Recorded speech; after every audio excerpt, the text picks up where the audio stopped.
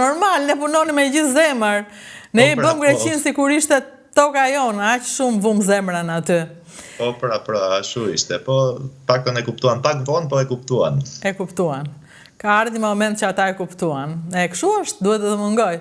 Por mua më pëlqen shumë videot e tua, kam qeshur dhe të thash, unë nuk di greqisht. Gjitha ishte mënyra se si Aria ta interpretoja në mënyrën time dhe me këshillat e vajzës që ma sugjeroi, që është një gazetare dritare, punon online nga Greqia.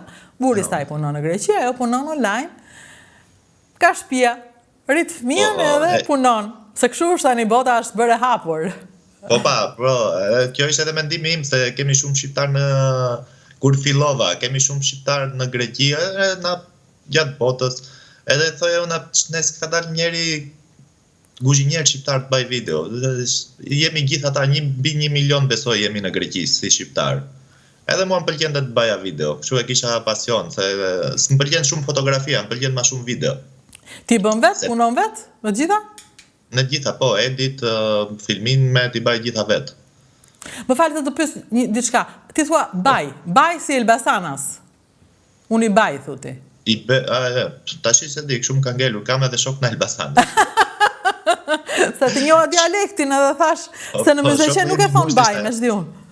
Po, shokë imi ngusht ishtë në Elbasanë, kështu që jemi rritë bashkë. Ja, që keni bërë si ata të dy, i ke marë. Po. A i është në Zvicër tani, apo është në...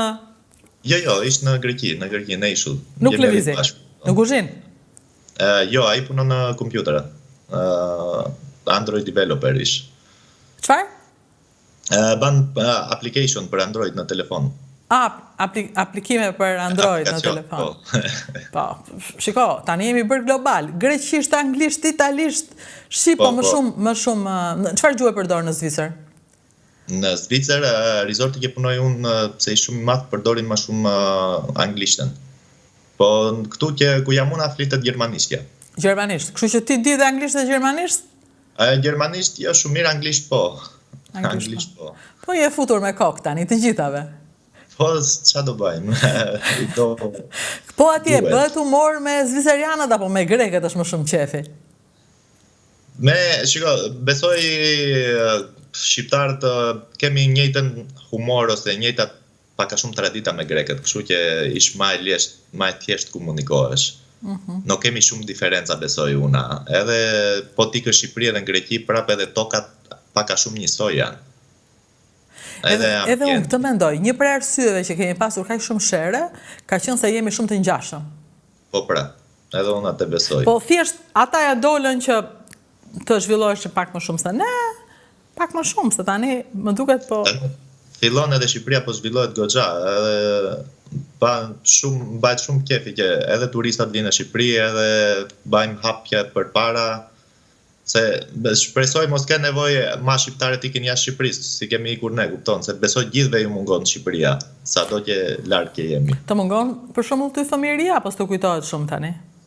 Na mungon, qysh na mungon. Ikëm larg familjes, kupton, gjyshja, kushuri, janë gjithë Shqipëri. Ata janë, ku janë tani ata? Në Lushnjë përsëri? Në Lushnjë. Ti kthehesh, shkon ndonjëherë, shikon? Po. Shkon? Po, shkoj. Asnjëherë se kam kuptuar pse Lushnja nuk ja doli të bëhej vitrina e Mëzëqes. Aty mund të kishte agriturizëm pafund. Duhet të kishte. Nuk e kam kuptuar. Duhet të kishte, po. As unë as e kuptoj dot. Nuk e di pse njerëzit nuk mundohen.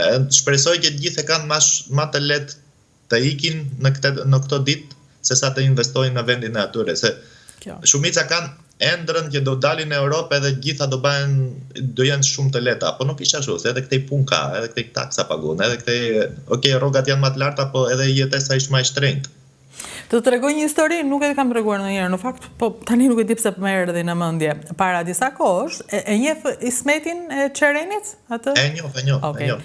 Ai punonte për Nerëndzin, një personazh e një gjithashtu. Dhe unë, duke qenë se kisha një situatë reklamimi të Nerëndzit, më duhej një person që bënte akullore për ta nxjerrë në një emision që po bëja. Personi ishte sëmur atë ditë dhe më thanë, ke këtë asistentin, ishte një asistent që asistonte në kuzhinë, quhej Ismet. E mora dhe nuk tia që histori kishte. Ti të bësh akullore? Jo, tha. Po për çfarë do të pyes ti? Unë thashun se unë për akullore e kisha. Thash, dëgjoj, më trego një histori. Ç'a ke bërë ti, ç'a bën ti? Po punoj këtu thatë në Rëndzi. Po më përpara ç'a ke bërë? Kam bërë një shkollë. Ku e ke bërë shkollën? Shkollën tha e kam bërë në Angli, tha, për kuzhinier. Ç'a thuaj, thash, vërtet, sa mirë. Po ndonjë tjetër në shkollë ç'a ndodhi? Në shkollën tonë, tha, mbretëresha vinte gjithmonë, tha, sepse ishte shumë e rëndësishme që të prodhoheshin, pra, kuzhinier të mirë për Anglinë dhe për botën, dhe aty kishte një moment që mbretëresha vinte. Atëherë i thashun, kjo është fabula jote. Ti ke qenë kuzhinieri mbretëreshës së Anglisë. Shumë mirë thaj. Dhe kapi fabulën me njerë. Shkuan bashkë në Seman, dhe unë i thash, e zëm tani që ti vjen nga Anglia, si që vjen ti, se erdhe me fabulën gati që e menduam në makinë, dhe ti tani thash si kuzhinieri mbretëreshës së Anglisë, me gjithë të lëndë të parë që shikon këtu vërdall në Myzeqe, çfarë mrekullie do bëhet ti që do çuditste dynjan, madje edhe vetë mrizin e zanave që është agriturizmi minjor në vend, dhe filloi smeti, unë do bëja këtë, filloi të fliste si kuzhinieri mbretëreshës. Sepse menjëherë ai u fut në atë lojën e fabulës që na përfshin të gjithëve se në fund të fundit një që e vogël e ndante atë dhe mund të kishte qenë kuzhinieri mbretëreshës, kush tha që s'mund të bëj po të rinte më shumë.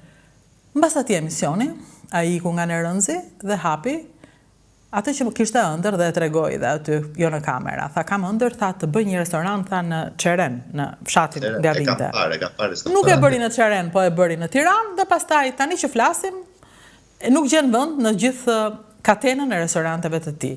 Por e gjitha nisi nga një rastësi e madhe dhe nga një marketing i mirë.